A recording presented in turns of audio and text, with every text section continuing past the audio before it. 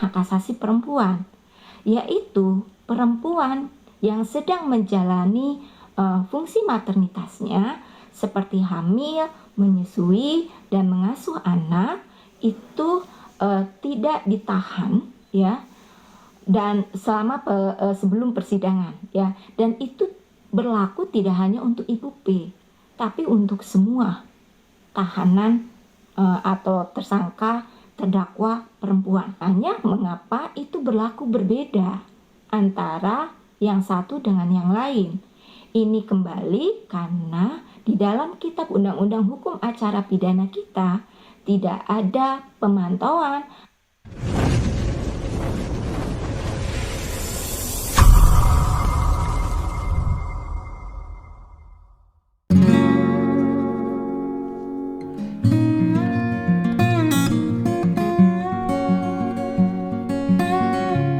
Assalamualaikum warahmatullahi wabarakatuh.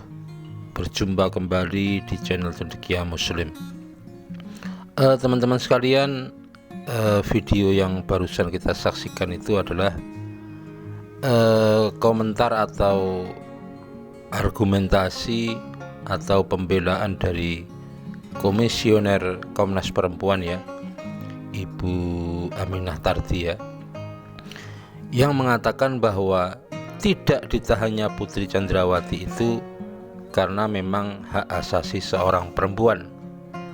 Menurut beliau bahwa perempuan yang sedang menjalankan fungsi maternitas seperti hamil, menyusui, mengasuh anak itu dapat untuk tidak dilakukan penahanan karena itu merupakan hak asasi dari perempuan.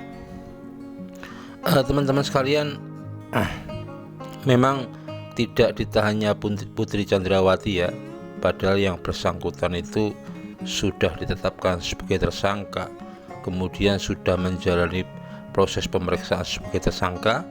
Itu menimbulkan semacam kegaduhan dan kritik dari publik ya, kenapa kepada yang bersangkutan tidak dilakukan penahanan, padahal di berbagai kasus yang menjerat para perempuan yang berhadapan dengan hukum ya, seperti Angelina Sondag, kemudian Vanessa Angel, dan masih banyak yang lain, itu mereka juga punya anak kecil ya, punya balita yang juga masih butuh untuk diasuh, dilindungi, membutuhkan ASI dari ibunya. Itu pun mereka tetap ditahan.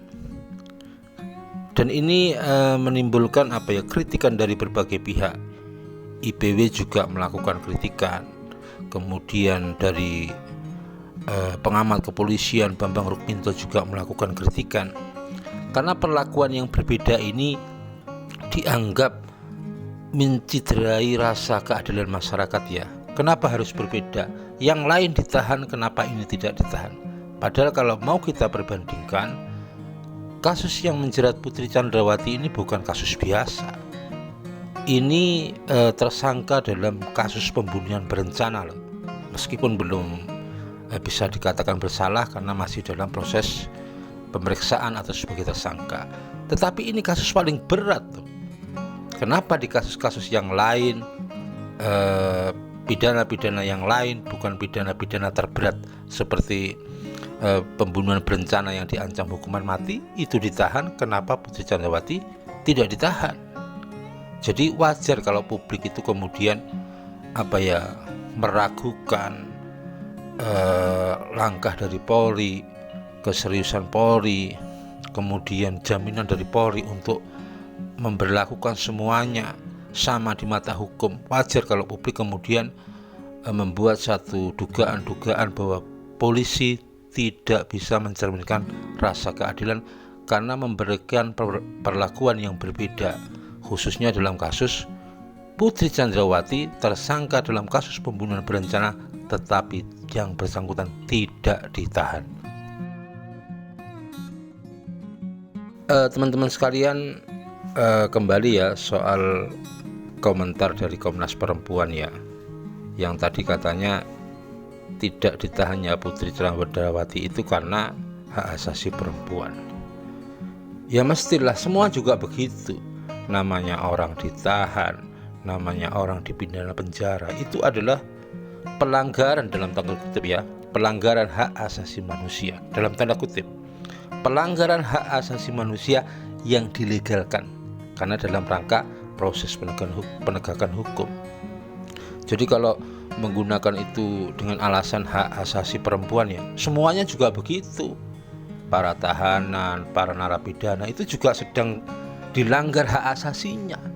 Tetapi sekali lagi, pelanggaran hak asasi manusia dalam tanda kutip yang dilegalkan, yang diizinkan, yang diperbolehkan karena dalam rangka proses penegakan hukum. Kemudian kalau dia mengatakan bahwa dalam pasal 31 KUHP itu tidak ada pantauan begitu terhadap salah satu alasan tidak ditahannya perempuan itu. Dalam pasal 31 KUHP itu tidak ada yang menyebutkan soal alasan kemanusiaan bagi perempuan, itu tidak ada. Di situ alasan-alasan tertentu penyidik itu bisa menangguhkan penahanan. Jadi sama sekali dalam KUHP tidak pernah berbicara soal hak asasi perempuan. Dan yang lucu ya ketika dia mengatakan itu aturannya belum ada pantauan. Bukan belum ada pantauan, di KUHP belum ada yang mengatur soal posisi perempuan yang lagi hamil, yang lagi menyusui, yang lagi mengasuh anaknya, belum ada aturannya.